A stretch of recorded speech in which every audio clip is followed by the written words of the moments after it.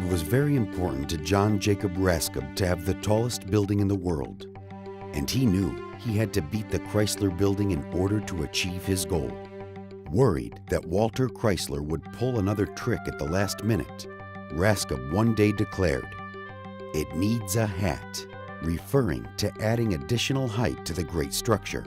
He proposed that this hat would serve as a docking station for dirigibles, which were at the height of their popularity in 1931. Immediately, new designs were ordered, including the dirigible mooring mast, which would then make the building 1,250 feet tall. The architects went right to work. The Empire State Building at this time was 86 stories. The new plans called for 102 stories. The workers quickly began building the last crowning achievement on the Empire State Building before the winter set in. When the workers finished placing the steel, a massive cheer rose up among them, with hats waving and a flag raised. The very last rivet was ceremoniously placed. It was solid gold.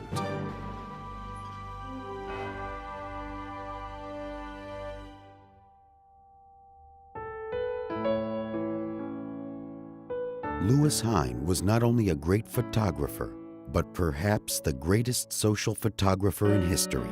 His career essentially began in 1901 when Hine moved to New York City from Wisconsin and taught at the Ethical Culture School. At this time, he was deeply troubled by the maltreatment of immigrants coming into the United States.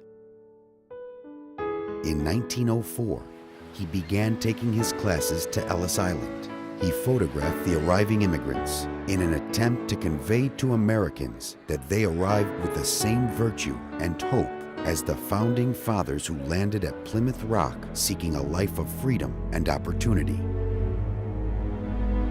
Becoming increasingly fascinated with social photography, in 1908, Louis Hine turned his creative attention towards exposing the horrors of child labor practices. Hine traveled extensively, documenting children in abhorrent conditions, hoping to make the public aware that these decrepit practices deprive children of their health, education, childhood, and any hopes for the future.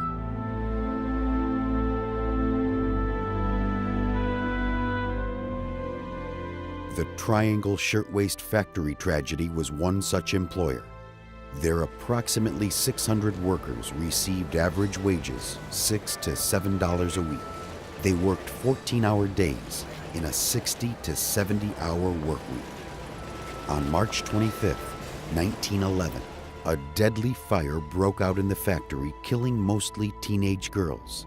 It was the largest industrial disaster in the history of New York City and the worst workplace tragedy until September 11, 2001. This disaster, in conjunction with Hine's long-standing work, led to legislation improving workplace standards.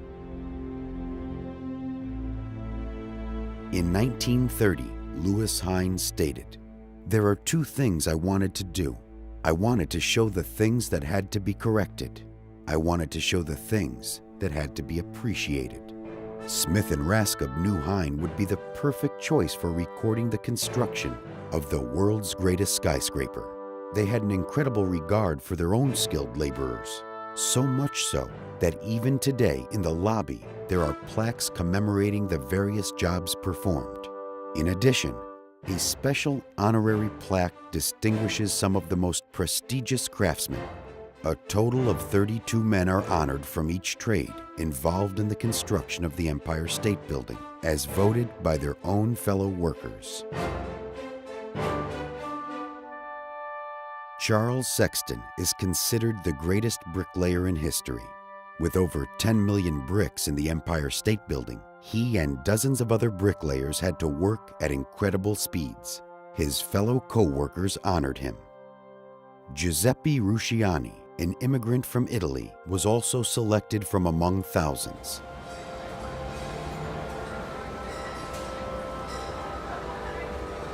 In March 1930, Hine began to document the construction of the building.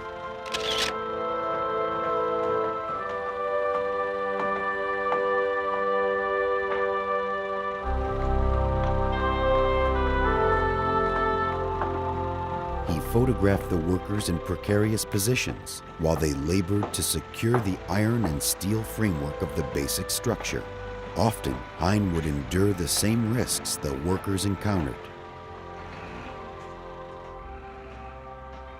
In order to obtain the best vantage points, he was swung out on a specially designed basket 1,000 feet above Fifth Avenue. Working at these heights, Hine stated that he felt safer on that construction site than he did walking the streets of New York. These workers came from all different parts of the world. Never before or subsequently has the labor of a building been so masterfully documented. At the end of his life, Louis Hine was relegated to the same level of poverty he had earlier recorded in his pictures. He died at age 66 on November 3, 1940, penniless and not to be appreciated until years later.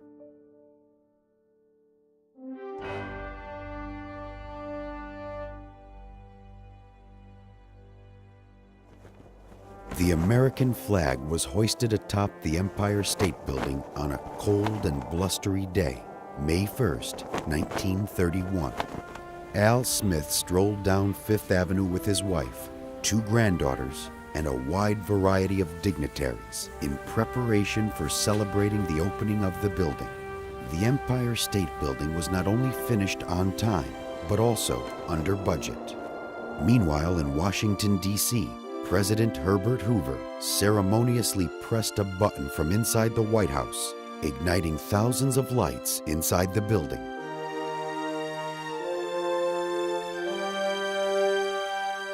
Back in New York, a ribbon was cut for the official opening.